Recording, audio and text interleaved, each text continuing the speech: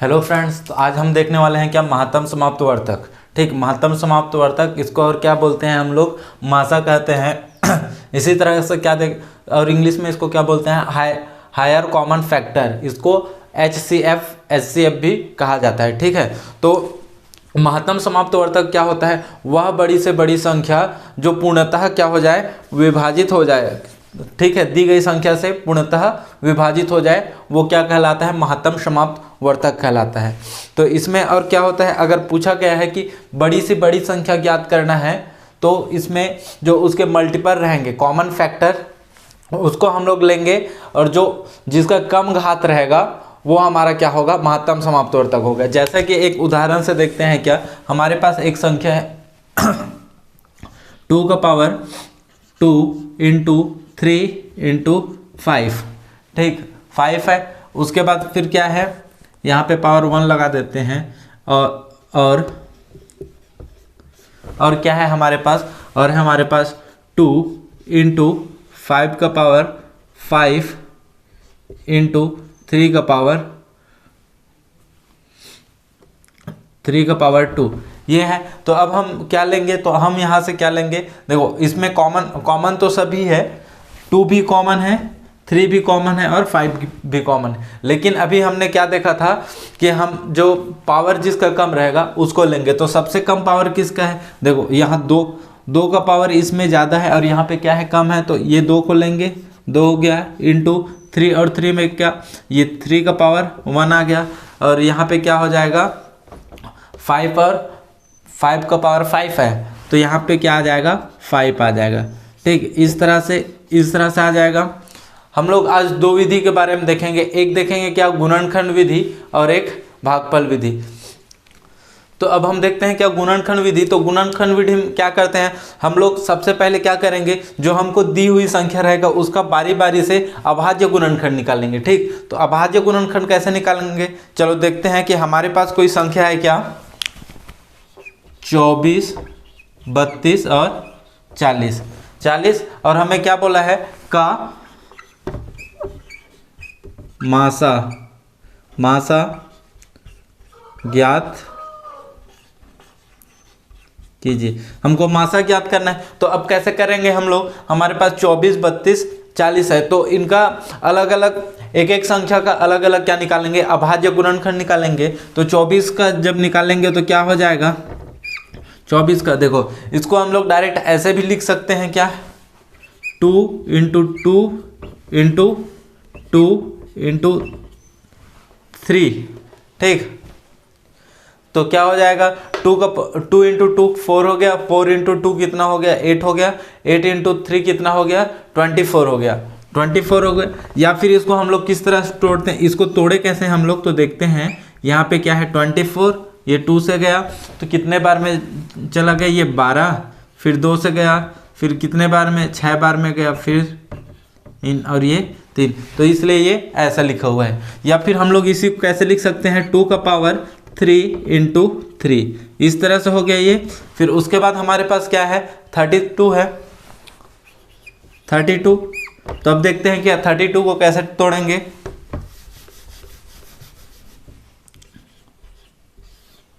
तो ये किससे जाएगा, 2 से जाएगा, 2 1 जा 2, तो 1 यहाँ से कितना बचा, 1 बचा, तो ये कितना हो जाएगा, 6 हो गया। तो ये फिर किससे जाएगा, 2 से जाएगा, 2 8 16, फिर 2 से जाएगा, तो ये कितना हो जाएगा, 2 चौक 8 हो गया, फिर 2 से जाएगा, 2 दूनी 4, फिर 2 से। ठीक, ये आ गया क्या, 34 का गुणनफल आ गया, 2 इंटू 2 इंटू 2 इंटू 2 इंटू 2। ठीक, या फिर इसको हम लोग किस तरह से लिख सकते हैं, 2 का पावर 5।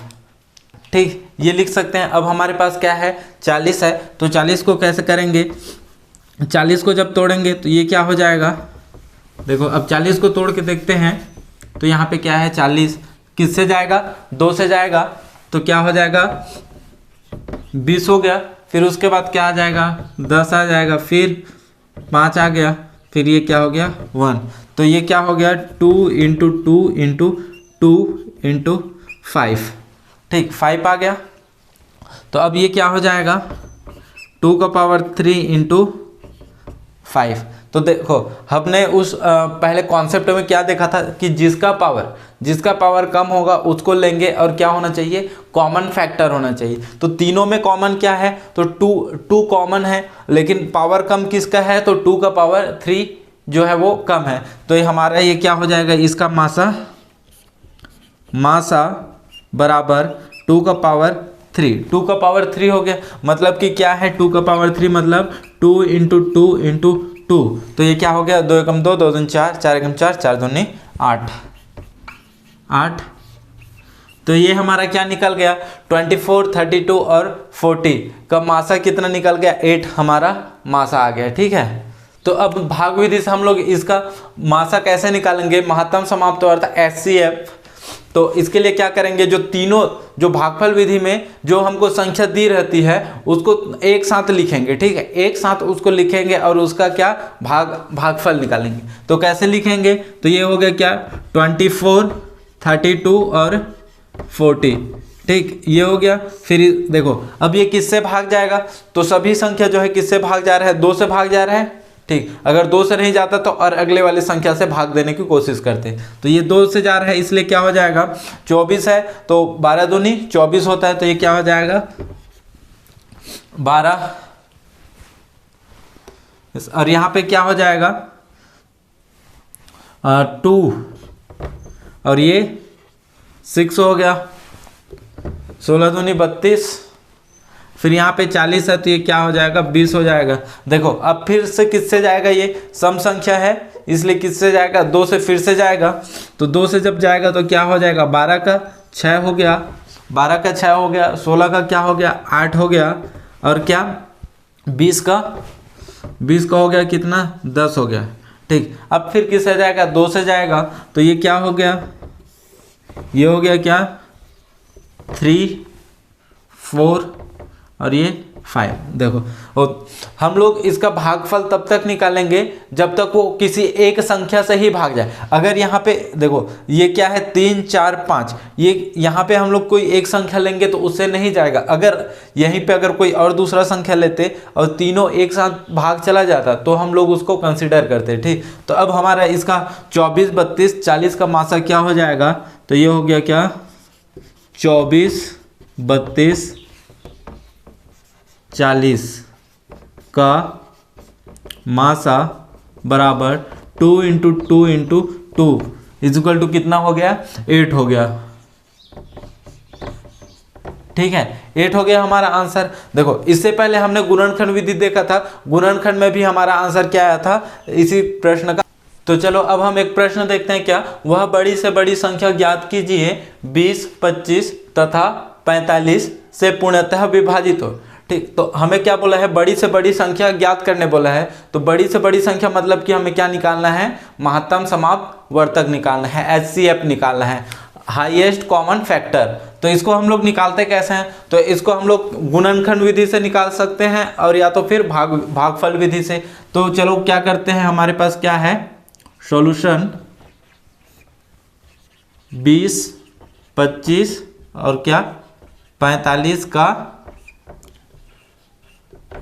मासा निकालेंगे। तो क्या कर सकते हैं, या तो इसको गुणनखंड में कैसे करते हैं, सिंगल सिंगल करके करते हैं। तो ये क्या हो जाएगा 20 है तो क्या हो जाएगा, तो ये हो जाएगा क्या 2 का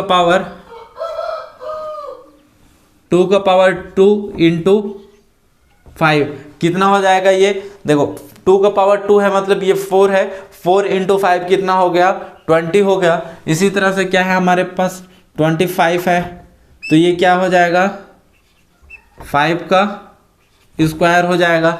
इसी प्रकार से क्या है 45 है तो 45 को हम लोग क्या लिख सकते हैं 45, तो ये हो गया क्या हमारे पास 3 का स्क्वायर इंटू 5, 3 का स्क्वायर इंटू 5 हो गया। तो हमने कॉन्सेप्ट में क्या देखा था कि महत्तम समाप्त वर्तक में जिसका पावर जो है कम होगा और जो कॉमन फैक्टर होगा हम लोग क्या उसी को लेंगे। तो देखो हमारा ये 5 जो है कॉमन है, तीनों में है ना, लेकिन यहाँ पे देखो पावर किसका है कम, तो 5 का है इसमें, तो हम लोग क्या लेंगे 5। तो हमारा 20, 25 और 45 का मासा क्या हो गया, मासा ये हमारा आ गया क्या 5। तो ये हमारा क्या हो गया, इसका आंसर हो गया। तो जो हमारे संख्या है 20, 25 तथा 45 वो जो है 5 से पूर्णतः विभाजित होगा। ठीक है,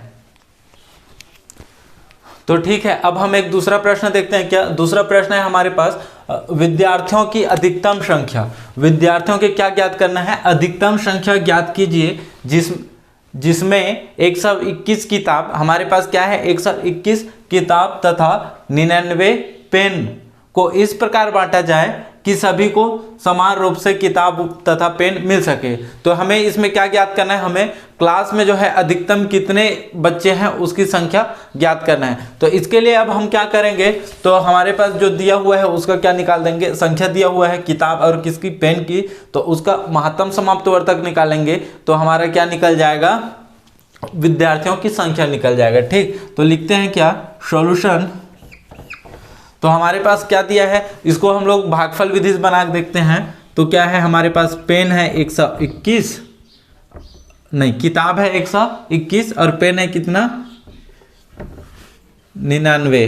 तो ये क्या हो जाएगा, ये देखो किससे भाग जाएगा, 1 से जाएगा क्या, 1 से तो जाएगा ही, लेकिन 9 से जाएगा नहीं जाएगा, 3 से जाएगा, 3 से भी नहीं जाएगा, तो किससे जाएगा 11 से जाएगा। तो ये क्या हो गया, कितने बार में आ गया, 11 बार में 121 और 9 बार में कितना 99। ठीक, तो ये हमारा क्या हो गया, देखो अब इससे आगे करेंगे तो अलग अलग संख्या लेना पड़ेगा, इसलिए हमारा महत्तम समाप्तवर्तक क्या हो जाएगा, मासा इज इक्वल टू क्या हो गया 11। ठीक, या इसी को हम लोग और एक तरीके से कैसे बना सकते थे, 121 है तो इसको हम लोग किस तरह से तोड़ सकते थे, 121 को हम लोग क्या लिख सकते थे 11 गुणित 11, और 99 है तो उसको क्या लिख सकते थे, 99 को 11 गुणित 9। तो देखो हमारे इसमें कॉमन फैक्टर क्या है, तो 11 है, तो इसलिए हमारा महत्तम समाप्तवर्तक क्या हो गया 11। महत्तम समाप्तवर्तक का मतलब ही है कि कॉमन फैक्टर निकालना है। ठीक है, जो दी हुई संख्या है उसमें कॉमन हो, तो हमारा 11 क्या है, कॉमन है।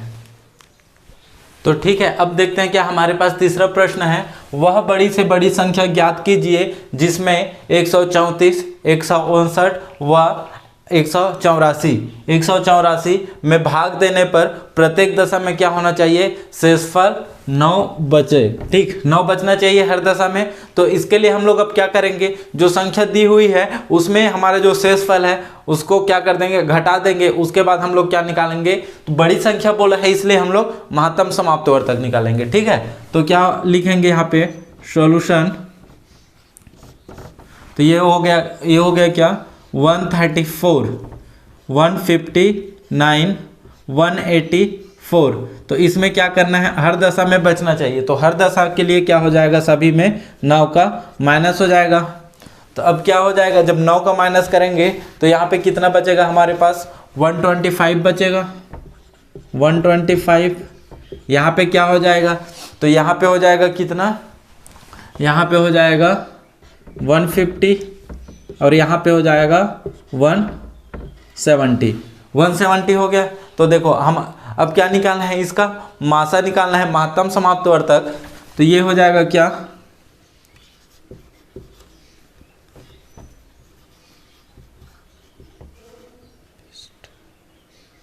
अभीष्ट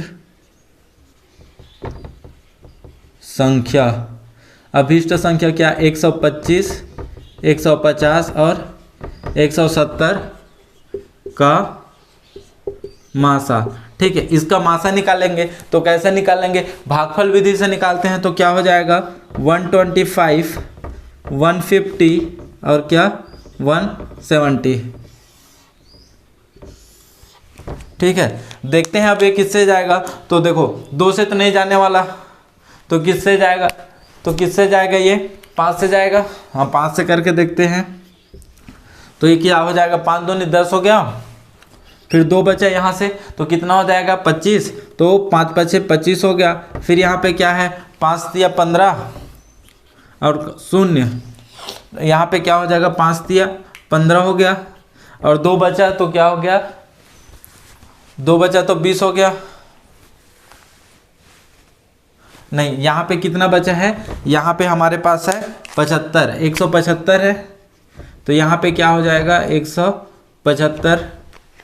तो ये हो गया कितना, ये हो गया कितना हमारा, तीन बार में कितना हो गया 15 और 2 25 हो गया ये, तो ये कितना हो जाएगा 5 5 25।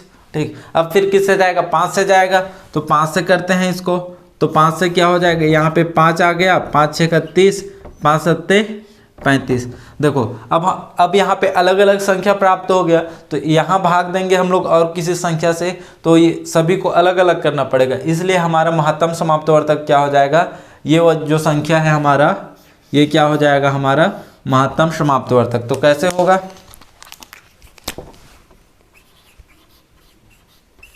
अतः महत्तम समाप्तवर्तक, महत्तम समाप्तवर्तक क्या हो जाएगा 5 × 5 = 25। 25 क्या हो गया हमारा महत्तम समाप्तवर्तक हो गया। ठीक है, ठीक है दोस्तों, तो अब हम आपको मिलेंगे अगली क्लास पे बहुत जल्द। हमारे साथ बने रहने के लिए आपका बहुत बहुत धन्यवाद।